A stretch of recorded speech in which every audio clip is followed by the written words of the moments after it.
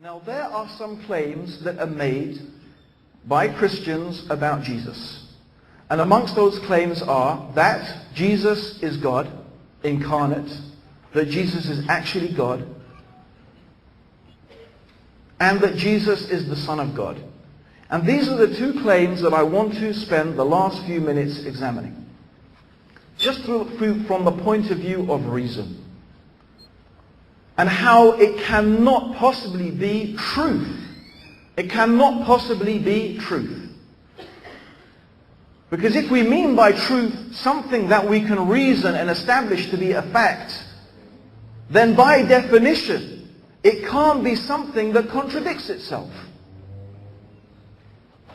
And this is very interesting, because if you get a Jew, a Christian, and a Muslim, and probably if you got a Hindu and a Sikh, sitting round the table together, and we agreed to make a definition of God that we all agreed about, nearly everybody would agree that there is one God, that God is infinite, God is self-sufficient, and God is immortal.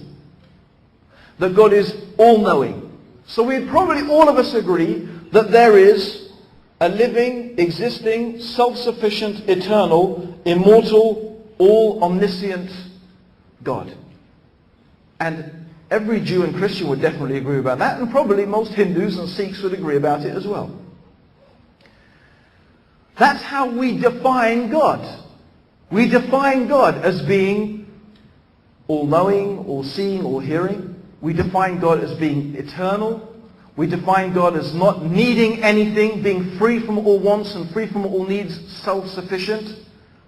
And immortal. In other words, God never dies. He's ever living. He is the first before whom there is none, and He is the last after whom there is none.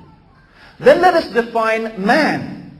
Man, by definition, does not fit those characteristics. Man, by definition, is born and dies. That makes us mortal. Man, or to use the politically correct term, humans, men and women, right? Okay? Humans, human beings, they're born and they die, so they are mortal by definition.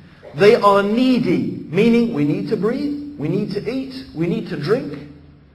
We have many other needs, but we have needs, so we are not, therefore, self-sufficient. We are limited in our knowledge. We are limited in our knowledge. We are not all-knowing and all-seeing and all-hearing. So therefore, what defines a human being is very different from what defines a God. Or what defines the God, the Creator. Now, how can something be two opposites at the same time? How can God be eternal and immortal and be temporary and mortal at the same time? How can God be self-sufficient and needy at the same time? How can something be all-knowing and ignorant of things at the same time? It doesn't mean anything. By definition, to say God became a man actually has no meaning. It's not something that can be a truth ever, because it's not something that can ever be proven. It's not something even comprehensible in terms of definition. It's like saying the square became a circle but still was a square. Yeah? The square became a circle but was still a square. That's what we're saying. God is defined by certain things. And man is defined by certain things. And those things are opposites. You can't be the same, you can't be the two things at the same time. In fact, that should be enough for anybody to realize the absurdity of the claim that Jesus is God. Jesus is perfect God and perfect man. It doesn't mean anything. You can't be perfectly knowing everything and perfectly not knowing everything at the same time.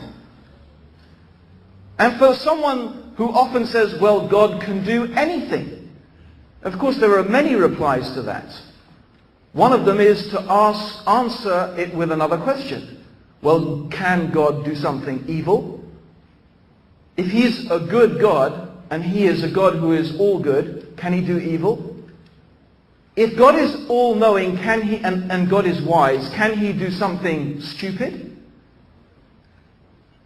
No, God has certain attributes. God has a certain nature that defines God.